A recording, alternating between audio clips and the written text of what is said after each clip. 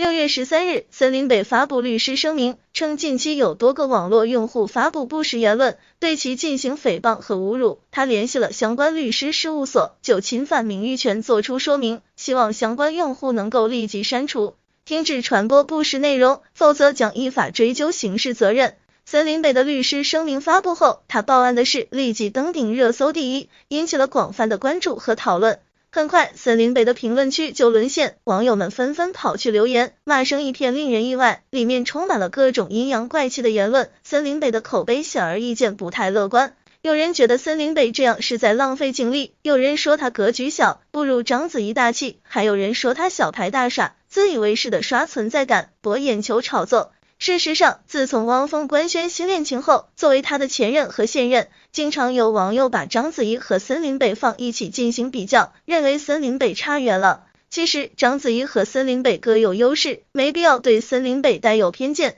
此次他发律师声明报案，无非是合理维权，并没有不妥，部分网友过于敏感了。从颜值来说，章子怡骨相优越，她的三庭五眼分布均匀，天生一张电影脸，美得很有高级感。在美女如云的娱乐圈中，章子怡的美貌在女明星中都是上乘的。再看森林北，她的长相成熟大气，具有知性美，在网红圈里面算得上是十分出众的。她和章子怡都很漂亮，只是风格不同。就事业上而言，章子怡有着国际章的称号。他的代表作《我的父亲母亲》《卧虎藏龙》《十面埋伏》等等家喻户晓。不久前，章子怡携新作《酱园弄》亮相戛纳电影节，官方特意为她倾城单独拍照，其江湖地位不言而喻。森林北也是事业有成，他是公益大使，担任新疆维吾尔自治区旅游协会秘书长，在文化旅游管理方面非常出色。因此，无论是章子怡还是森林北，两人都是美貌与智慧并存，都是成功的女强人，但是各自擅长的领域不同。章子怡主攻拍戏演电影，森林北重在推广旅游文化宣传。